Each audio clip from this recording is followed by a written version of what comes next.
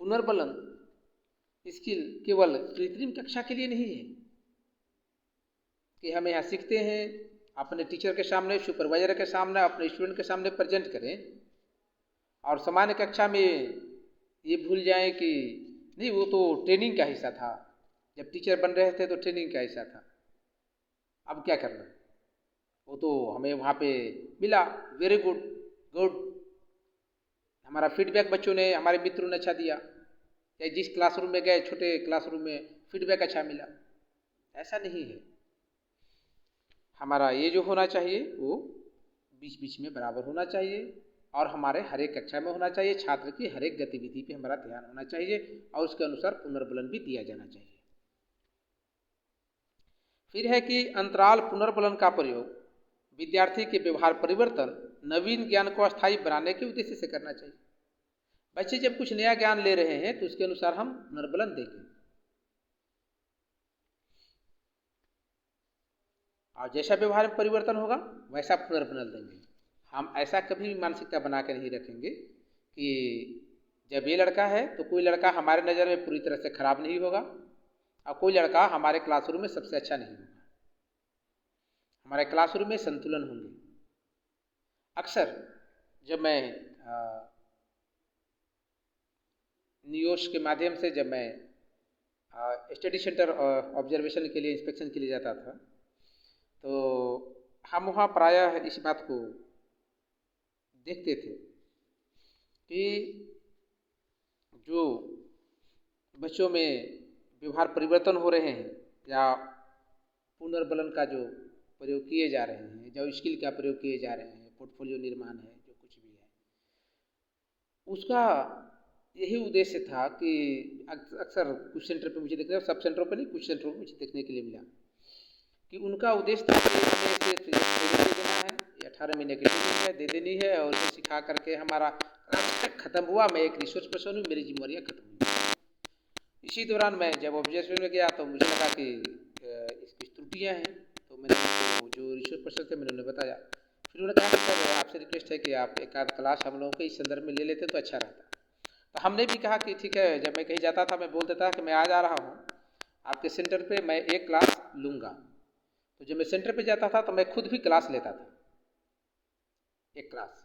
उससे क्या होता था कि रिसोर्स पर्सन होते थे, उन्हें भी एनर्जी आ जाती थी और वो कुछ अगर त्रुटियाँ होती थी या कुछ ये कर लेते तो समझ आते थे कि हाँ ये कुछ नया है, कुछ नए तरीके से हो रहा है, या वो भी कुछ समझ पाते थे, या जो पार्टिसिपेंट्स थे जो ट्रेनिंग ले रहे थे, ट्रेनिंग्स, उनको भी लगता था कि कोई नए सर आए हुए हैं, कुछ नया सीखने के लिए मिलेगा। तो इस कारण से भी हम क्लास लिया करते थे। तो जो उनमें जो टीचर बन रहे थे, जो ट्रेनिंग थे, उनमें हमेशा कुछ नयापन हो, कुछ नया सीखने के लिए मिले और अपने जीवन में उसको स्थायी बना के रखे। इसके लिए ज़रूरी था कि वो उनको प्रशिक्षण सिर्फ कृत्रिम रूप से न मिले बल्कि अपने जीवन के क्लासरूम के कक्ष में प्रयोग करने के लिए मिले। फिर है विभिन्न प्रकार के शब्दों एवं संकेतों का प्रयोग पुनर्बलन के लिए करना चाहिए।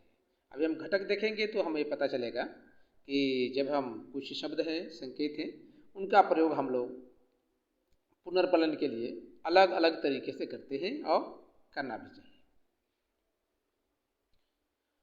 आवश्यकता से अधिक पुनर्बलन का प्रयोग हमें नहीं करना चाहिए, वो छात्र के लिए हमेशा नुकसानदेह होते हैं, तो हमें इसी से बचना चाहिए। और हमें नकारात्मक, ऋणात्मक पुनर्बलन का प्रयोग कम से कम करना चाहिए या इससे बचना चाहिए। जब हमें ऐसा लगे कि इसके अलावा कोई उपाय नहीं है तो भी हम करेंगे, लेकिन उसका भी एक क्षमता है, उसकी भी एक मात्रा है, तो उस मात्रा का ध्यान हमें रखना चाहिए कि हम कितना प्रयोग कर रहे हैं।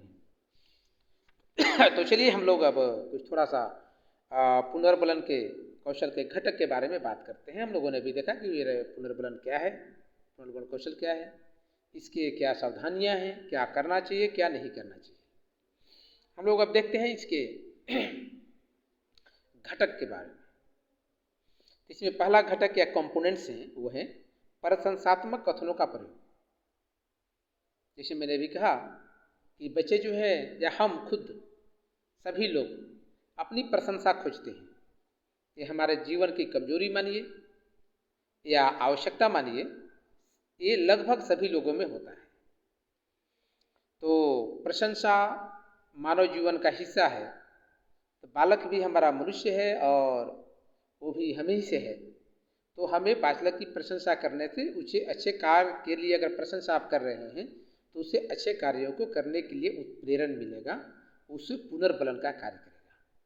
तो हमें उसका प्रशंसा करना चाहिए।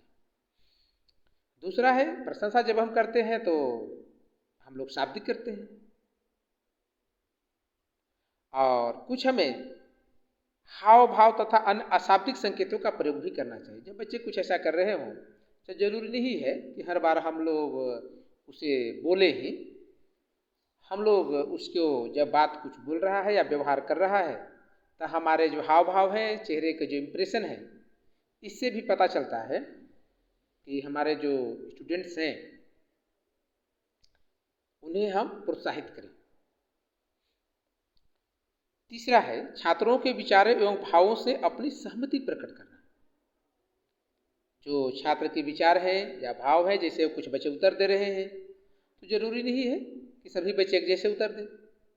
हमारे क्लासरूम में जो बच्चे होते हैं वो मूलतः 3 प्रकार के पाते हैं। आप लोग बराबर नियमित रूप से कक्षा लेते हैं तो आप पाते होंगे कुछ में कुछ बच्चे होंगे जो काफ़ी प्रतिभाशाली होंगे, कुछ बच्चे होंगे कि एवरेज होंगे, चलो मैंने जो बता दिया वो सीख रहे हैं और जो मैं जितना मेरी अपेक्षा थी वो ला रहे हैं, अच्छा कर रहे हैं।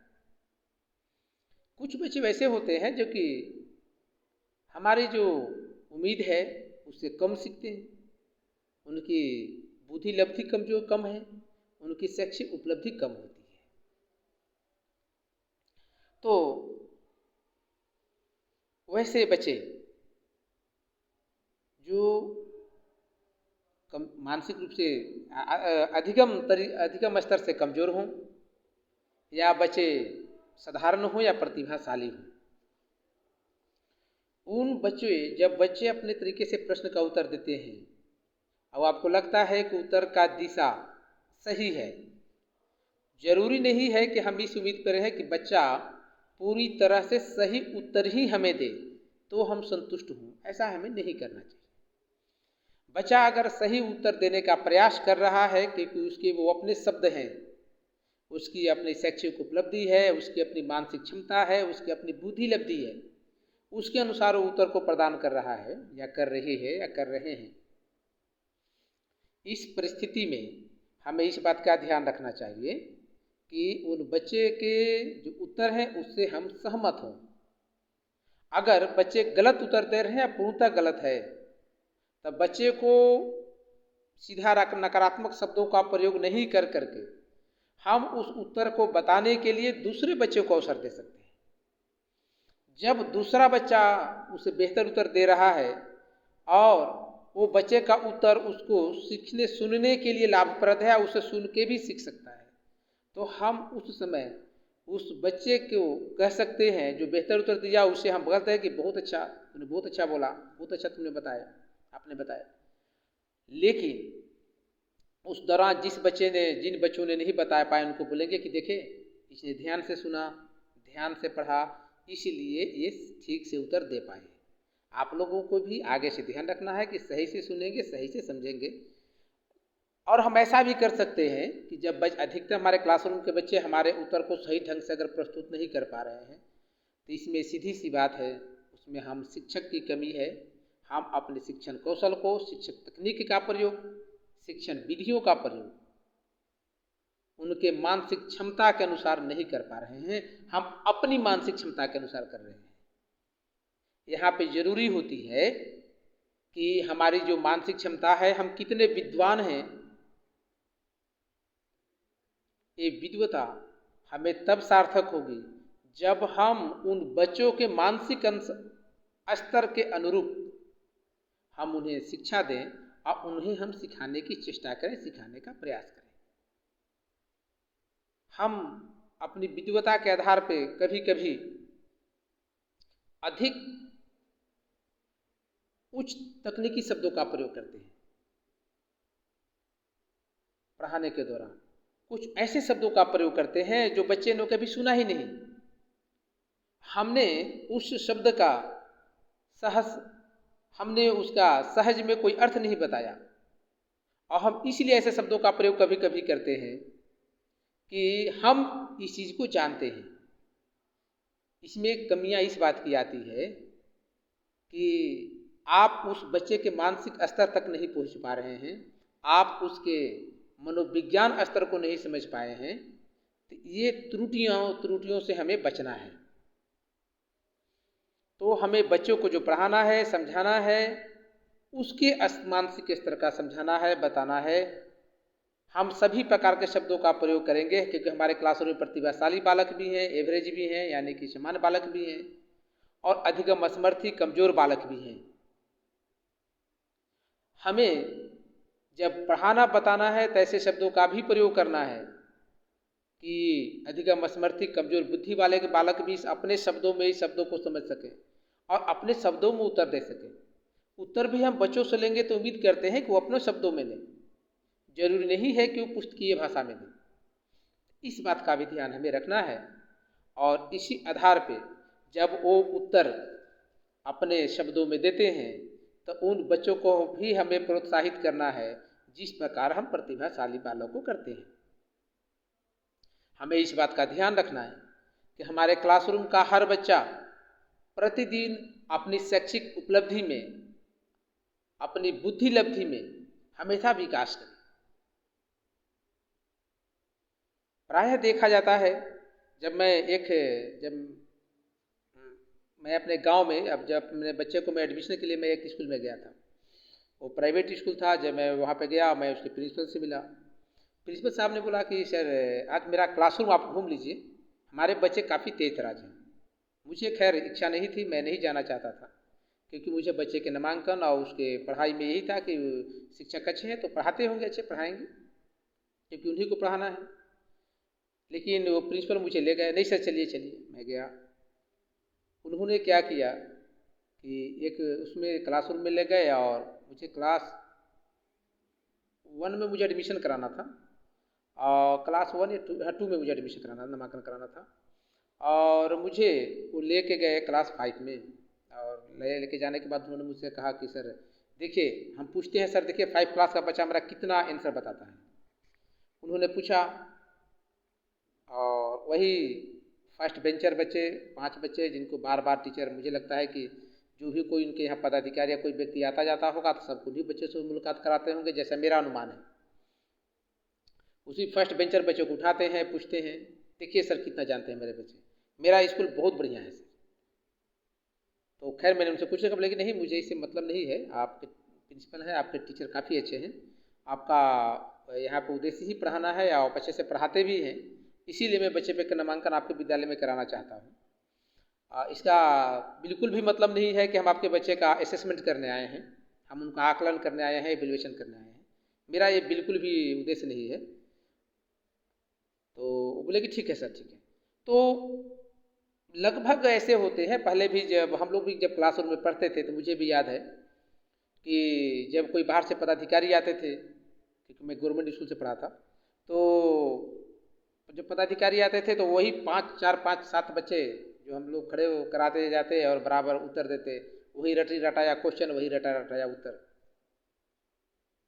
और वही शाबाशी बार बार। तो रेनफोर्समेंट का ये जो स्तर है, मैं इसलिए बता रहा हूँ कुछ उदाहरण दे करके, ये आपके क्लासरूम का बहुत महत्वपूर्ण हिस्सा है। अगर आप इसको नहीं समझ पाते हैं तो समझ जाइए कि ये क्लासरूम, आपके बच्चे सभी आपके नहीं हैं। इस क्लासरूम के जो वही प्रतिभाशाली बालक ही टीचर के हैं, बाकी तो भगवान भरोसे ही हैं। पुनर्बलन का मतलब यहाँ पे ये है कि हम सभी बच्चों में पुनर्बलन के माध्यम से उसमें जो बल है, छात्र में जो ताकत है, बौद्धिक शक्तियाँ हैं, उन बौद्धिक शक्तियों को हमें बढ़ाना है। और उन बौद्धिक शक्तियों को बढ़ाना है तो इतना बढ़ाना है कि सभी बच्चों में विकास हो बौद्धिक शक्तियों का, न कि सिर्फ हमारे प्रतिभाशाली बालकों में। हमारे क्लासरूम में बच्चे 45 हो, 50 हो, 40 हो, सभी बच्चे एक शिक्षक के समान बच्चे हैं और सभी की समान जिम्मेवारियां हैं। शिक्षक की जिम्मेवारियां सभी बच्चों के प्रति बराबर है। इसीलिए हमें रेनफोर्समेंट का प्रयोग बिल्कुल बारीकी से, कई स्तरों पे, कई तरीकों से सभी बच्चों के लिए उनके मानसिक योग्यता के अनुसार हमेशा देना है। फिर है आपका अगला, नकारात्मक शाब्दिक कथनों का प्रयोग। नकारात्मक शाब्दिक कथनों का प्रयोग भी हम लोग पुनर्बलन के लिए करते हैं, लेकिन हमें प्रयास करना है कि नकारात्मक शाब्दिक पुनर्बलन का प्रयोग हमें कम से कम करना है, सकारात्मक का ज़्यादा करना है। ऐसा नहीं है कि नहीं करना है, करना है, बहुत कम स्तर पे करना है।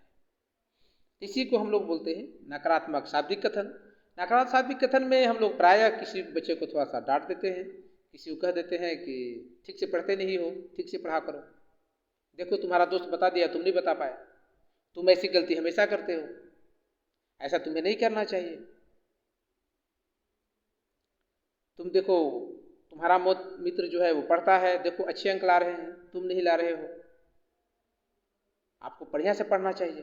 तो ऐसे शब्दों का प्रयोग नकारात्मक ही है, लेकिन कम से कम करना है और उनको सुधारात्मक करना है। फिर है नकारात्मक अशाब्दिक कथनों का प्रयोग। अब है कि नकारात्मक शाब्दिक कथन तो है, मैं अपने बोल दिया, अब जो अशाब्दिक हैं उनसे को क्या करना है। अशाब्दिक में हम लोग जैसे बच्चों को या किसी को हम लोग तो आंख दिखा देते हैं, या जैसे उत्तर कुछ मिला संतोषजनक नहीं मिला तो हम लोग पकड़ा कर देते हैं। तो ये नकारात्मक अशाब्दिक कथन हो गए। बच्चे को समझ में आ गया कि शिक्षक हमारे बात से सहमत नहीं है, शिक्षक बात बच्चे को समझ में आ गया